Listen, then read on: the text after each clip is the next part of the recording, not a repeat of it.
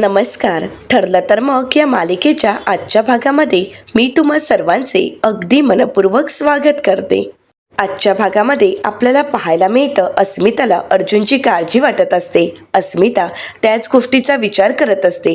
तर त्यावेळी आता श्वेता तिच्यासाठी कॉफी घेऊन येते. अस्मिता म्हणते, नाही नको, मला कॉफी नकोय, मला अर्जुनची काळजी वाटते. खरं तर माझंच चुकलं, मी हॉस्पिटलमध्ये जायला पाहिजे होतं.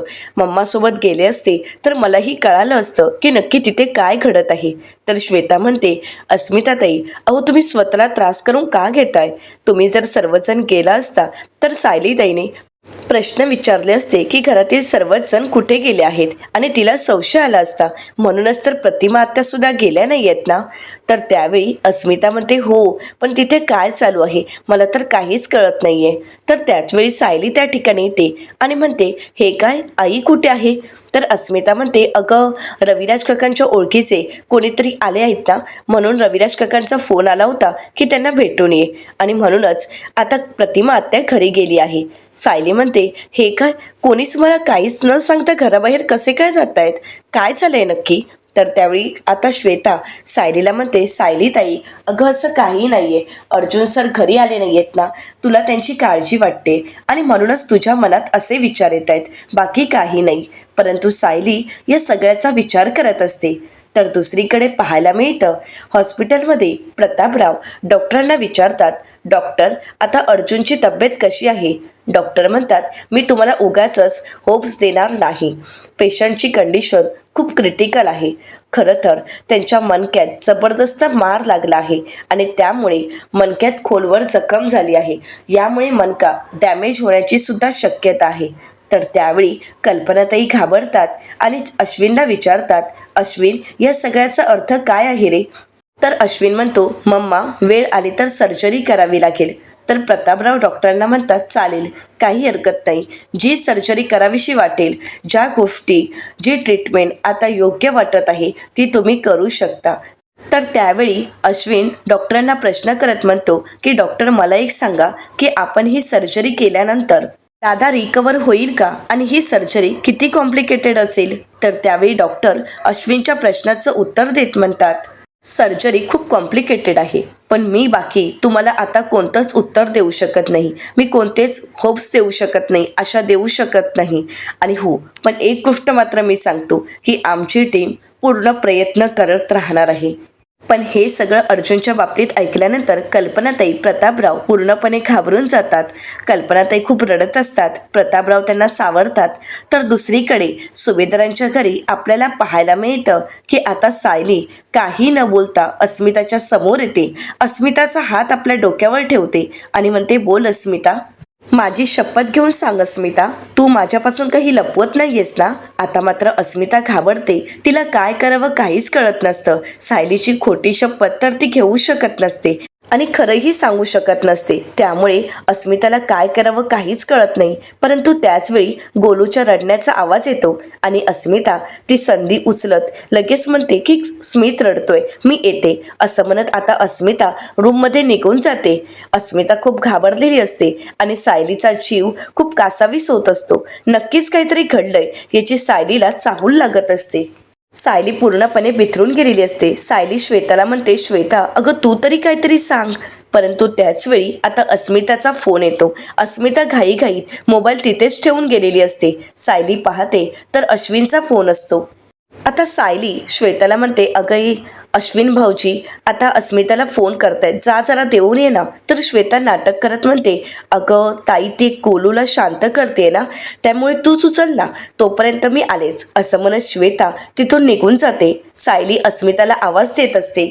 आता अस्मिता काही येत नाही म्हणून सायलीच अस्मिताचा फोन उचलते. परत अश्विनला वाटत असतं की अस्मिताने फोन उचलला आहे आणि म्हणूनच अश्विन, अस्मिताताई, असं म्हणत पुढे म्हणतो, अस्मिताताई, मी जे काही सांगतोय ते नीट ऐका, असं म्हणत अश्विन अस्मिताला म्हणतो, अस्मिताताई, अगं दादाची कंडिशन खूप क्रिटिकल आहे. आता हे सगळं काही अस्मिताने नाही तर सायलीने ऐकलेलं असतं आणि हे ऐकल्यानंतर सायलीला धक्काच बसतो. तिच्या पायाखालची जमीन सरकते. ती पूर्णपणे घाबरून गेलेली असते.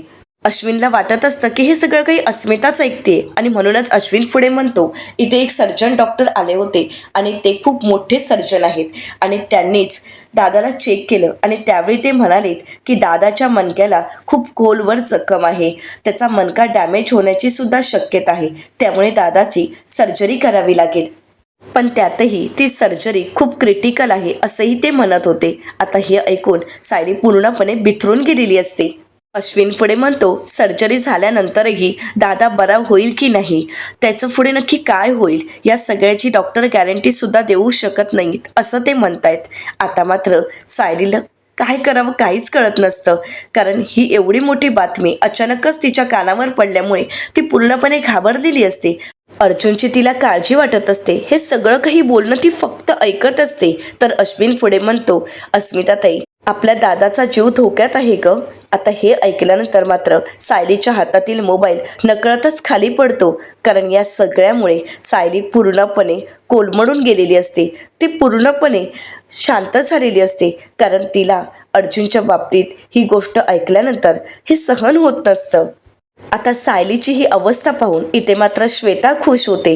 तर इथे अश्विन अस्मिताला विचारतो, हॅलो अस्मिताई, सायली वहिनी आहे का बाजूला? ओके, काही हरकत नाही, मी नंतर फोन करतो. परंतु अश्विनला ही गोष्ट माहीतच नसते की हे सगळं बोलणं अस्मिताने नाही तर सायलीनेच ऐकलेलं असतं आणि त्यावेळी तिच्या हातातून तो मोबाईल खाली पडलेला असतो. आणि आता या सगळ्या गोष्टी पाहून श्वेताला मात्र आनंद होत असतो. सायली घाबरतच म्हणते, नाही, असं नाही होऊ शकत, यांना काही नाही होऊ शकत असं म्हणत सायली एक एक पाऊल मागे टाकत असते. आता श्वेताच्या लक्षात येतं की सायली आता खाली पडणार, परंतु ज्यावेळी अस्मिता येते हे श्वेताच्या लक्षात येतं त्यावेळी लगेच श्वेता सायलीला वाचवण्यासाठी पुढे येते आणि सायलीला अस्मिता आणि श्वेता दोघेही वाचवतात. दोघेही सायलीला शांत बसवतात. अस्मिता विचारते, काय झालंय सायली, तू का घाबरलीयस? सायली, अगं काळजी घे ना स्वतःची, आता तू पडली असतीस ना, लक्ष कुठे आहे तुझा? तर त्यावेळी सायली अस्मिताला म्हणते, अस्मिता, यांना काही झालं तर मी नाही जगू शकत, असं नाही होऊ शकत, यांच्या बाबतीत मी असं काही घडू देणार नाही. तर त्यावेळी आता अस्मिता श्वेताकडे पाहते तर श्वेता म्हणते की अश्विन दादांचा फोन आला होता तुमच्या फोनवर आणि तो सायलीताईने उचलला. आता मात्र अस्मिताच्या सगळ्याच गोष्टी लक्षात येतात. अस्मिता म्हणते, सायली, आपल्या अर्जुनला काहीही होणार नाही ग, आपण सगळ्यांनी पॉझिटिव्ह राहूया, आपला अर्जुन लवकरच बरा होईल. आता सायली खूप रडत असते. अस्मिता तिला जवळ घेते, सावरते आणि म्हणू लागते, सायली, तू स्वतःला त्रास करून घेऊ नकोस, दादाला काहीही होणार नाही, दादा लवकरात लवकर बरा होणार आहे असं म्हणत आता अस्मिता सायलीला सावरते. पण सायली मात्र पूर्णपणे बिथरून गेलेली असते. सायली अस्मिताला म्हणते, नाही, यांना काही झालं तर मी ते नाही सहन करू शकत, खरं तर मी यांच्याशिवाय जगूच शकत नाही, मला नाही जगायचंय, मला नाही राहायचंय, मला आत्ताच्या आत्ता यांना हॉस्पिटलला बघायला जायचं आहे. सायली फक्त एकच बोलत असते. अस्मिता सायलीला म्हणते, सायली, परंतु सायली हॉस्पिटलला जायला निघालेली असते. अस्मिता तिचा हात पकडते, तिच्यासमोर हात सोडते आणि म्हणते, सायली, अगं या अवस्थेत प्लीज तू हॉस्पिटलला नको जाऊस, प्लीज माझं ऐक ना गं.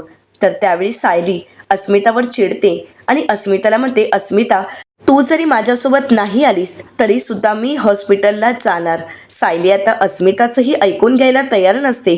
अस्मिता सायलीला सावरण्याचा, तिला समजावण्याचा प्रयत्न करत असते, पण सायलीचा हट्ट एकच असतो की मला हॉस्पिटलला जायचं आहे, त्यांना पाहायचं आहे. तर दुसरीकडे इथे सर्वच जण हॉस्पिटलमध्ये अर्जुनच्या काळजीत असतात. अर्जुनची ती अवस्था, अर्जुन अजूनही शुद्धीवर आलेला नसतो आणि त्याला खूप मार लागलेला असतो, त्यामुळे सगळ्यांनाच अर्जुनची खूप काळजी वाटत असते. इथे सर्वच जण एकमेकांना सावरत असतात. तर आता अश्विन सिस्टरना विचारतो की आता दादाची परिस्थिती कशी आहे. सिस्टर सगळ्या अपडेट अश्विनला देत असतात. इथे कल्पनाताईंना राहवत नसतं, तर सतत अर्जुनला पाहत असतात. अर्जुनवर ट्रीटमेंट चालू असते, डॉक्टर योग्य ती सगळी ट्रीटमेंट करत असतात, सगळे प्रयत्न सुरू असतात, परंतु अर्जुन अजूनपर्यंत शुद्धीवर आलेला नसतो. इथे अश्विन कल्पनाताईंना सावरतो आणि म्हणू लागतो, मम्मा, तू स्वतःला त्रास करून घेऊ नकोस, आपला दादा लवकरच बरा होईल. प्रतिमा त्यांना धावत पळत येत कल्पनाताई मिठी मारतात. प्रतिमा त्या कल्पनाताईंना सावरतात आणि त्यानंतर म्हणतात, अस्मिता घरी वाट बघत असेल, तिला अर्जुनची काळजी वाटत असेल, तिला फोन करून कळवायला हवं.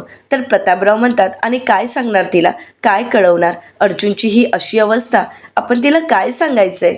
अश्विन म्हणतो, मी मगाशी अस्मिताईला कॉल केला होता, तिला मी सांगितलं आहे की दादाची कंडिशन खूप क्रिटिकल आहे, त्याच्या जीवाला धोका आहे, पण त्यावेळी ती काहीच बोलली नाही. तर प्रतिमा आत्या म्हणतात, कदाचित तिच्या आजूबाजूला सायली असेल तेव्हा, आणि सायलीच्या समोर अस्मिता काहीच बोलू शकणार नाही आणि म्हणूनच ती काहीही बोलली नसेल. तर अश्विन म्हणतो, म्हणूनच तर मी पुढे काही बोललो नाही. तर कल्पनाताई म्हणतात, मला तर सायलीची खूप काळजी वाटते, तिला यातलं काहीच कळायला नको, आणि जर कळालं तर ती स्वतःला नाही सावरू शकत आणि ती अर्जुनला या अवस्थेत नाही बघू शकणार. तर चैतन्य म्हणतो, जर सायली वहिनीला कळालं तर तिची काय अवस्था होईल, हे सगळं काही ती सहन करू शकेल का. या सगळ्या गोष्टींचा विचार करून सुद्धा मला खूप भीती वाटते. तर कल्पनाताई म्हणतात, मला तर देवाचाच राग येतोय. देव का इतका क्रूरपणे आमच्या मुलांशी वागतोय, का माझ्या मुलाच्या जीवाशी खेळतोय, का माझ्या मुलाच्या आयुष्यात ही संकटं येत आहेत. पण आज एक गोष्ट मात्र सांगते, माझ्या सायलीला किंवा माझ्या अर्जुनला काही झालं ना, तर मी यापुढे कुठल्याही मंदिराची पायरीसुद्धा चढणार नाही. तर त्याचवेळी चैतन्यला इन्स्पेक्टर सावंत यांचा फोन आलेला असतो. चैतन्य इन्स्पेक्टर सावंत यांच्याशी बोलण्यासाठी बाहेर निघून जातो. तर दुसरीकडे सुभेदारांच्या घरी आपल्याला पाहायला मिळतं, अस्मिता सायलीला सावरत असते, तिला समजावण्याचा प्रयत्न करते आणि म्हणते, हे बघ सायली, तुला त्रास होईल म्हणून आम्ही तुला काहीच सांगितलं नाही, आणि मम्मा आणि डॅड मला म्हणाले आहेत की तुझ्यासोबत घरीच थांबायला, आणि म्हणूनच मी हॉस्पिटलला नाही गेले. म्हणूनच तर ते दोघे अर्जुन दादासोबत आहेत, तू नको काळजी करूस. तर त्यावेळी सायली म्हणते, आणि आई पण तिथेच गेली आहे ना. तर अस्मिता म्हणते, हो, प्रतिमा आत्यासुद्धा तिथेच गेले आहेत. तर सायली म्हणते, एवढं सगळं घडलं आणि हे सगळं काही तुम्ही माझ्यापासून मुद्दामून लपवून ठेवलं हो ना. सायली अस्मिताला म्हणते, या अवस्थेत माझ्यापासून एवढी मोठी गोष्ट तुम्ही कशी काय लपवू शकता, असं कसं वागू शकता तुम्ही सर्वजण माझ्यासोबत. सायली आपले अश्रू पुसते आणि म्हणते, ते काही नाही, आता मी हॉस्पिटलला जाणार, मला यांना बघायचं आहे. आता अस्मिता आणि श्वेता सायलीला थांबवण्याचा प्रयत्न करतात. श्वेता नाटक करत म्हणते, सायलीताई, अर्जुनदादाची अवस्था तुला नाही पाहणार, त्यामुळे प्लीज तू नको जाऊस, हे तुझ्यासाठी आणि बाळासाठी चांगलं नसेल, प्लीज. आता अस्मितासुद्धा सायलीला थांबवण्याचा प्रयत्न करते. तर सायली अस्मिताला म्हणते, हे बघ अस्मिता, प्लीज मला थांबवण्याचा प्रयत्न करू नकोस. अस्मिता म्हणते, सायली प्लीज थांब नको. सायली म्हणते, मी नाही थांबू शकत, प्लीज मला जाऊ दे अस्मिता. असं म्हणत सायली आता एकटीच हॉस्पिटलला जायला निघालेली असते. अस्मिता श्वेताला म्हणते, श्वेता तू स्मित आणि गौरीकडे लक्ष दे, मी सायलीसोबत जाते. असं म्हणत आता अस्मिता धावत पळत सायलीसोबत निघालेली असते. इथे श्वेता खुश असते, फक्त या सगळ्याचं आपल्याला किती वाईट वाटलं हे दाखवण्याचा प्रयत्न करते. पण आता ज्यावेळी सायलीची ती अवस्था पाहते त्यावेळी श्वेताला खूप आनंद झालेला असतो. पण दुसरीकडे इन्स्पेक्टर सावंत यांनी जी अर्जुनची अवस्था पाहिलेली असते त्यानंतर मात्र इन्स्पेक्टर सावंत खूप चिडलेले असतात. आणि इन्स्पेक्टर निकम यांनाही ज्यावेळी ही बातमी कळते त्यावेळी ज्या महिपत शिकरेंच्या एका माणसाला त्यांनी पकडलेलं असतं त्याला बेधम मारहाण करत असतात आणि त्याच्याकडून सत्य वदवून घेण्याचा प्रयत्न करतात की हे सगळं काही तू कोणाच्या सांगण्यावरून केलेस. पण टोनी मात्र काहीच सांगायला तयार नसतो. तो म्हणतो, नाही, मला यात कोणही मला नाही माहीत. तर इन्स्पेक्टर सावंत म्हणतात, हरामखोर, हे सगळं तुला माहीत आहे आणि तुला सांगावंच लागेल. परंतु तरी सुद्धा तो काहीच बोलत नसतो. इन्स्पेक्टर निकम सुद्धा त्याला खूप मारत असतात आणि म्हणतात, सांग, हे सगळं काम तू पैसे घेऊनच करत होतास ना, मग कोणाच्या सांगण्यावरून करत होतास. त्यावेळी टोनी म्हणतो, नाही, मला नाही माहीत. तर त्यावेळी इन्स्पेक्टर सावंत म्हणतात की नाही, तू असं ऐकणार नाहीस, म्हणून त्याच्या तोंडावर गरम पाणीही मारतात. परंतु तरी सुद्धा टोनी काही तोंड उघडायला तयार नसतो. इन्स्पेक्टर सावंत आणि निकम त्याची अशी काही धुलाई करतात की काही झालं तरी आता सत्य वधवून घ्यायचं हे त्यांनी ठरवलेलंच असतं. तर दुसरीकडे पाहायला मिळतं, सायली आता घराची पायरी ओलांडत अर्जुनला भेटण्यासाठी हॉस्पिटलला निघालेली असते. प्रत्येक पायरी उतरत असताना तिला अर्जुनच्या आठवणी आठवत असतात. अर्जुनची आणि तिची भेट, त्यानंतर अर्जुन आणि सायलीचं झालेलं लग्न, दोघांनीही अगदी मनापासून ते नातं स्वीकारलेलं असतं आणि त्यावेळी दोघंही अगदी मनापासून लग्नबंधनात अडकलेले असतात. हे प्रत्येक क्षण सायलीच्या डोळ्यासमोर असतात, प्रत्येक आठवणी तिला आठवत असतात. त्या दोघांनाही त्यांचे लग्नाचे एक सीन आठवत असतात. दोघांनीही एकमेकांच्या संमतीने पुन्हा एकदा लग्न केलेलं असतं. 7 जन्माच्या गाठी बांधलेल्या असतात आणि आज अर्जुनवरची वेळ आलेली असते. त्यामुळे सायली पूर्णपणे बिथरून गेलेली असते. दोघांनीही केलेलं कॅन्डल लाईट डिनर, दोघांचंही एकत्र फिरायला जाणं, दोघांनीही खूप मज्जा मस्ती करणं. तर त्यावेळी ज्यावेळी सायली एका दगडावर उभी असते आणि तिचा पाय घसरतो, ती तोल जाऊन पडणार, तर त्यावेळी अर्जुनने तिचा हात पकडत तिला सावरलेलं असतं. या सगळ्या गोड आठवणी सायलीच्या मनात कायम घर करून असतात. त्या सगळ्या गोष्टी तिला आठवतात. सायलीने अर्जुनला दिलेली ती आनंदाची बातमी आणि त्यावेळी अर्जुन उड्या मारत अख्ख्या जगाला ओरडून सांगतो की मी आता बाबा होणार आहे. आणि त्यानंतर त्या दोघांनीही ठरवलेलं असतं की आपण आपल्या मुलासाठी पत्र लिहायचं आहे. रोज आपल्या मनातील भावना त्या पत्रामध्ये लिहायच्या आहेत आणि ती सगळी पत्र तो मोठा झाल्यानंतर त्याला दाखवायची आहेत. तर त्यानंतर अर्जुन सायलीला म्हणालेला असतो की आपलं बाळ नक्की कोणासारखं दिसेल, आणि म्हणून त्यांनी व्हाईट बोर्डवर त्याचं छोटंसं असं चित्रही काढलेलं असतं.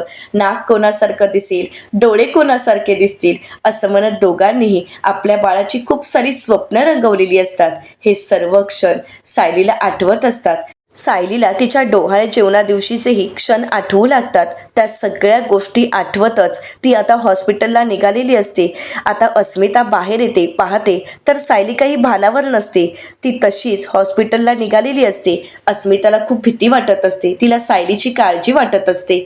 अस्मिता पाहते तर सायली अनवाणीत चाललेली असते. अस्मिता सायलीला आवाज देत म्हणते, सायली अगं अनवाणी का चालली आहेस असं म्हणत ती सायलीचं चप्पल घेऊन येते आणि ड्रायव्हरांना फोन करत म्हणते, हॅलो ड्रायव्हर काका, गाडी पुढेच घेऊन या. इथे मात्र सायली स्वतःमध्येच हरवून गेलेली असते. तिला अर्जुनची काळजी वाटत असते आणि त्याच काळजीत ती तशीच निघालेली असते. अस्मिता सायलीला म्हणते, सायली अगं थांब, तुझ्या पायात चप्पलही नाहीये, तू अगोदर ही चप्पल घालून घे बरं. अस्मिता सायलीला थांबवते आणि म्हणते, सायली थांब, तुला हॉस्पिटललाच जायचंय ना, आपण जाऊयात, आपण जातोय, पण तू अनवाणी चालू नकोस, तू अगोदर चप्पल घाल बरं असं म्हणत अस्मिता सायलीला चप्पल घालायला देते. परंतु चप्पल घालणे इतपत सुद्धा सायलीला शुद्ध नसते. ती पूर्णपणे हरवून गेलेली असते. अर्जुनच्या काळजीत तिला काहीच दिसत नसतं समोर. ती फक्त त्याच गोष्टीचा विचार करत असते. आता कसंबसं अस्मिता तिला चप्पल घालू देते आणि त्यानंतर दोघीही हॉस्पिटलला जायला निघालेले असतात. तर दुसरीकडे पाहायला मिळतं आता मानसीला आता पोलीस स्टेशनला आणलं जातं आणि त्यावेळी पोलिसांची संपूर्ण टीम मानसीची अगदी व्यवस्थित काळजी घेत असतात. तिला सावरण्याचा प्रयत्न करत असतात आणि त्यावेळी आता मानसीला सावरत म्हटलं जातं की मानसी बाळा, आता काळजी करू नकोस, इथे तुला कोणीही त्रास देणार नाही, फक्त मी तुला जे काही प्रश्न विचारणार त्याची तू उत्तरं देशील ना. आता मानसी त्या मॅडमकडे पाहते. मॅडम आता मानसीला पाणी देतात, शांत करतात आणि म्हणतात, हे बघ बाळा, हे सगळं काही कोणी केलं होतं, तुमच्या बाबतीत काही चुकीचं घडलंय का, किंवा या सगळ्याच्या मागे कोण आहे. मानसी काहीच बोलत नाही, ती फक्त शांत बसून असते. तर पोलीस स्टेशनच्या बाहेर जे कॉन्स्टेबल असतात त्यांना विचारण्यासाठी एक व्यक्ती पुढे येते आणि म्हणते, सर मला एक सांगा, पोलिसांना जी मुलगी सापडली आहे ती काही बोलली का, ती वात्सल्य आश्रमातीलच मुलगी आहे ना. तर त्यावेळी ते कॉन्स्टेबल म्हणतात, तुला काय करायचं आहे रे, तू कोणी पत्रकार आहेस का. तर त्यावेळी तो माणूस त्यांना म्हणतो की नाही हो साहेब, मी सुद्धा एका लेकीचा बाप आहे ना, मला सुद्धा काळजी वाटते. खरं तर हा माणूस राकेशनेच त्या ठिकाणी आणलेला असतो. आता मानसीने काही सांगितलं आहे की नाही हे शोधण्यासाठीच राकेश त्या ठिकाणी आलेला असतो. परंतु स्वतः पुढे न जाता राकेश एका माणसाला पुढे करतो आणि पोलीस स्टेशनला काय झालंय, काय घडतंय हे सगळं काही जाणून घेण्याचा प्रयत्न करत असतो. तर कॉन्स्टेबल त्या माणसाला म्हणतात, अच्छा, म्हणजे या सगळ्या गोष्टी तुला जाणून घ्यायच्या आहेत. तर आता त्या माणसाच्या बोलण्यावर विश्वास ठेवत कॉन्स्टेबल म्हणतात की ती मुलगी अजूनही काही बोललेली नाही आणि फक्त पोलिसांनी त्या मुलीलाच ताब्यात घेतलं नाही, तर एका माणसाला सुद्धा ताब्यात घेतलं आहे. आमचे साहेब, इन्स्पेक्टर निकम साहेब आणि इन्स्पेक्टर सावंत साहेब या सगळ्याचा शोध घेत आहेत. दोघंही अजून काहीच बोलले नाहीयेत, परंतु लवकरच बोलतील आणि लवकरच सत्य सगळ्यांसमोर येईल. आणि त्यावेळी राकेशने पाठवलेला माणूस आता कॉन्स्टेबल यांना पैसे दाखवत म्हणतो, साहेब हे तुमच्या पोरांच्या मिठाईसाठी ठेवा, परंतु ती पोरगी किंवा तो माणूस काही बोलणार नाही आणि तो जर काही सांगत असेल तर ती बातमी आमच्यापर्यंत, तर त्यावेळी ते कॉन्स्टेबल चिडतात आणि म्हणू लागतात, मला वाटलंच होतं की यामध्ये काहीतरी काळं बेळं आहेच, हाच उद्देश होता ना तुझा. पण एक गोष्ट लक्षात ठेव, पैशाची लालच दाखवू नकोस. मला माझ्या या वर्दीचा अभिमान आहे आणि त्यामुळे मी असं काहीही करणार नाही आणि यापुढे तू मला तसं काही करायला सांगणारही नाहीस. त्यामुळे निघ, आत्ताच्या आत्ता इथून निघून जायचं आणि पुन्हा इथे आसपासही दिसायचं नाही. असं म्हणत आता कॉन्स्टेबल साहेब पैसे न घेता आपल्या वर्दीचा मान राखत त्या माणसाला तिथून जायला सांगतात. आता मात्र राकेशच्या हातची तेही संधी केलेली असते. तर दुसरीकडे हॉस्पिटलमध्ये आपल्याला पाहायला मिळतं, डॉक्टरांची टीम आता अर्जुनला ऑपरेशन थिएटरला घेऊन जात असते. ज्यावेळी अर्जुनला बाहेर आणलं जातं त्यावेळी कल्पनाताई अर्जुनची ती अवस्था पाहतात, पूर्णपणे घाबरून जातात आणि अर्जुनला उठवण्याचा प्रयत्न करतात आणि म्हणतात, अर्जुन बाळा उठणारे, अर्जुन बाळा उठ, माझ्याशी बोलणारे. तर त्यावेळी प्रतापराव कल्पनाताईंना सावरत म्हणतात, कल्पना सावर स्वतःला. तर अश्विन कल्पनाताईंना म्हणतो, मम्मा प्लीज तू स्वतःला त्रास करून घेऊ नकोस आणि हो प्लीज आता आपल्याला डॉक्टरांना मदत करायला हवी. आपण त्यांना कोऑपरेट करायला नको का? आपण जर असे वागलो तर कसं होईल? असं म्हणत आता अश्विन कल्पनाताईंना सावरतो. आता डॉक्टरांची टीम अर्जुनला ऑपरेशन थिएटरला घेऊन जात असते आणि त्याच वेळी त्या ठिकाणी सायली आणि अस्मिता आलेले असतात. तर सायली आवाज देत म्हणते, थांबा. आता सर्वच जण मागे वळून पाहतात तेव्हा मात्र सर्वच जण घाबरून गेलेले असतात, कारण त्या ठिकाणी सायली आलेली असते. सायली पुढे येते, अर्जुनची ती अवस्था पाहते, अर्जुनला लावलेली सलाईन, त्याला ऑक्सिजन मास्क लावलेला असतो, या सगळ्या गोष्टी सायली पाहते आणि तिला काय बोलावं काहीच कळत नसतं. सायली हसतच विचारते की काय झालं यांना आणि हे असे का झोपले आहेत, काय चाललंय हे? अगं अस्मिता, हे तर मानसीला आणायला बाहेर पडले होते ना. सायली अर्जुनशी बोलण्याचा प्रयत्न करते आणि म्हणते, अहो उठा बरं, काय चाललंय हे तुमचं? माझी मस्करी करताय ना? मानसीला आणायला बाहेर पडला होता ना तुम्ही? आणि अहो तुम्ही तर मला शब्द दिला होता ना की मानसीला सुखरूप घरी घेऊन येणार, आणि मला माहीत आहे तुम्ही तुमचा दिलेला शब्द पाळता. त्यामुळे मला सांगा ना, मानसी कुठे आहे आणि तुम्ही असे निपचिप पडून का आहात? प्लीज उठा ना. असं म्हणत सायली अर्जुनला उठवण्याचा प्रयत्न करत असते. सायली पुन्हा पुन्हा अर्जुनला उठवत म्हणते, अहो उठा ना, तुम्हाला आपल्या बाळाची शपथ आहे, मी तुम्हाला नाही असं बघू शकत. आता सायलीची ती अवस्था पाहून सर्वच जण बिथरून गेलेले असतात, सर्वच जण घाबरलेले असतात. या सगळ्या सायलीला कसं सावरायचं कोणाला काहीच कळत नसतं. पण इथे घडणारे या सगळ्याचे कोणीतरी फोटो काढत असतं. इथे सर्वच जण सायलीला सावरतात. कल्पनाताई अस्मिता सायलीला बाजूला घेण्याचा प्रयत्न करतात. अश्विन म्हणतो, वहिनी प्लीज समजून घे ना. तर आता सायली अश्विनला म्हणते, भाऊजी अहो यांचं काय चाललंय, हे असे का पडून आहेत, यांना उठवा ना. अश्विन सायलीला म्हणतो, वहिनी दादाला सर्जरीसाठी आतमध्ये घेऊन जात आहेत, प्लीज जाऊ देत. सायली म्हणते, ते काही मला माहीत नाही, मी सुद्धा आतमध्ये जाणार. आता या सगळ्याचाच एक व्यक्ती व्हिडिओ बनवत असते आणि इथे मात्र सायलीला सगळेच जण सावरण्याचा प्रयत्न करत असतात. सायली कोणाचं काही ऐकून घ्यायला तयार नसते. ती म्हणते, नाही मी यांच्यासोबत आतमध्ये जाणार, मी यांच्याशिवाय नाही राहू शकत. कल्पनाताई अस्मिता सर्वच जण सायलीला थांबवण्याचा, तिला सावरण्याचा प्रयत्न करतात, पण सायली मात्र कोणाचं काही ऐकून घेत नसते. तर दुसरीकडे पाहायला मिळतं की आता राकेशला फोन येताच राकेश म्हणतो, हॅलो बोल. सचिन राकेशला म्हणतो, राकेश तुला काही कळलं आहे का, त्या मानसीने तोंड उघडलं आहे का? तर त्यावेळी राकेश म्हणतो, नाही अजूनपर्यंत मला काहीच कळालेलं नाही. तर त्यावेळी सचिन म्हणतो, आणि अण्णांचा माणूस काही बोलला आहे का?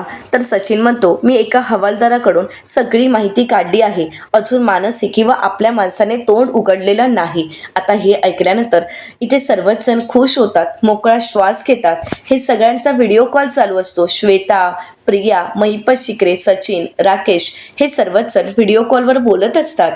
तर प्रिया म्हणते, नशीब माझं, पण मी तुम्हाला म्हटलं होतं ना की काही झालं तरी आपल्या माणसाला गाठा आणि त्याला सांगा की काही झालं तरी तोंड उघडायचं नाही, त्या मानसीला भेटा आणि त्यावेळी तिला सांगा आम्ही जसं सांगतोय तसंच तुला बोलावं लागेल. काही झालं तरी या सगळ्यात सायलीचाच हात आहे, हे कोर्टासमोर कबूल करायचं आहे, ही साक्ष तुला कोर्टात द्यायची आहे. राकेश मला सांग, हे काम झालं आहे की नाही? राकेश काहीच बोलत नाही. महिपत शिकरे म्हणतात, अरे बोल ना, पण राकेशला काय बोलावं काहीच कळत नाही. तर त्यावेळी प्रिया म्हणते, म्हणजे अजूनही डोक्यावर टांगती तलवार आहेच तर, म्हणजे हे काम सुद्धा तुला जमलेलं नाही. प्रिया चिडते आणि म्हणू लागते ते दोघंही कोणत्याही क्षणी सत्य सांगू शकतात, आपल्याला दगाश देऊ शकतात आणि तू असा गप्प बसणार आहेस का राकेश? राकेश म्हणतो नाही नाही, मी गप्प बसलो नाहीये, माझे प्रयत्न सुरू आहेत. राकेश म्हणतो या पोलीस स्टेशनच्या जवळच एक चहाची टपरी आहे, त्या माणसाला मी गाठलं आहे, त्याला थोडे पैसे दिलेत आणि त्याच्याकडे मी चिठ्ठी दिली आहे. त्याला मी सांगितलं आहे की ही चिठ्ठी आपल्या माणसापर्यंत आणि मानसीपर्यंत पोचवायची आहे. एकदा का ती चिठ्ठी तिथपर्यंत पोचली की मग आपलं काम झालंच म्हणून समजायचं. तर महिपत शिकरे म्हणतात नक्की ना रे बाबा की तू सुद्धा इथे सुद्धा माती खाणार आहेस? तर आता राकेश म्हणतो नाही अण्णा, अहो तसं काही नाहीये, माझे प्रयत्न सुरूच आहेत. अहो एका हवालदाराला पैसे देण्याचा प्रयत्न केला पण तो तर जास्तच इमानदार निघाला. तर महिपत शिकरे म्हणतात पोलीस हे इमानदारच असतात, आपल्यालाच ते 1-2 नग मिळाले होते की ज्यांनी आपला फायदा करून दिला, कळलं का? तर नागराज त्यांना म्हणतो 1 मिनिट, आता तुम्ही सर्वजण असेच चर्चा करत बसणार आहात का? तर श्वेता म्हणते मग काय करायचंय, नुसती चिडचिड चिडचिड अशाने आपला प्लॅन वर्क होणार आहे का? तर दुसरीकडे हॉस्पिटलमध्ये आपल्याला पाहायला मिळतं प्रतापराव म्हणतात ही लढाई अर्जुन एकटाच लढला आहे. तर चैतन्य म्हणतो की हो, त्याने जीवाची बाजी लावून मानसीचा जीव वाचवला आहे. तर त्यावेळी आता सायली चैतन्याला विचारते की आता मानसी कशी आहे? तर चैतन्य म्हणतो ती आता ठीक आहे आणि ती आता पोलिसांच्या ताब्यात आहे. तर डॉक्टर ऑपरेशन थिएटरमधून बाहेर येताच सायली हात सोडते आणि म्हणू लागते डॉक्टर मी तुमच्यासमोर हात सोडते पण माझ्या नवऱ्याला वाचवा. तर त्यावेळी डॉक्टर म्हणतात हे बघा आमचे पूर्ण प्रयत्न सुरू आहेत, आम्ही पूर्ण प्रयत्न करतच आहोत पण बाकी सगळं काही देवाच्या हातात. तर येणाऱ्या पुढील भागामध्ये आपल्याला पाहायला मिळतं सायली कल्पनाताईंना म्हणते माझ्या हातून कुंकवाचा करंडा पडला, याची शिक्षा यांना मिळत असेल का? तर आता सायली हॉस्पिटलमध्ये असणाऱ्या गणपती बाप्पाच्या मूर्तीकडे येते आणि म्हणू लागते की हे सगळं काही काय आहे देवा? तिथे असणाऱ्या देवी आईच्या मूर्तीसमोर सायली प्रश्न करत म्हणते देवी आई सतत माझ्या प्रेमाला परीक्षा का द्यावी लागते ग? देवी आई तुला यांना बरं करावंच लागेल आणि जोपर्यंत हे बरे होत नाहीत तोपर्यंत मी तुझ्यावर कुंकवाचा अभिषेक करतच राहणार, असं म्हणत सायली आता देवी आईवर कुंकवाचा अभिषेक करत असते. तर दुसरीकडे कल्पनाताई आणि प्रतिमा आत्यासुद्धा तिथे येऊन देवी आईसमोर हात जोडतात. इथे अर्जुनची सर्जरी सुरू असते. डॉक्टर अथक प्रयत्नाने अर्जुनला वाचवण्याचा प्रयत्न करत असतात. तर आता डॉक्टरांच्या या प्रयत्नांना यश येईल का? सायलीची ही प्रार्थना देवी आईपर्यंत पोहोचेल का? हे पाहणं अतिशय रंजक ठरणार आहे. मित्रांनो, अशाच मालिकांचे नवनवीन अपडेट पाहण्यासाठी चॅनलला नक्कीच सबस्क्राईब करा.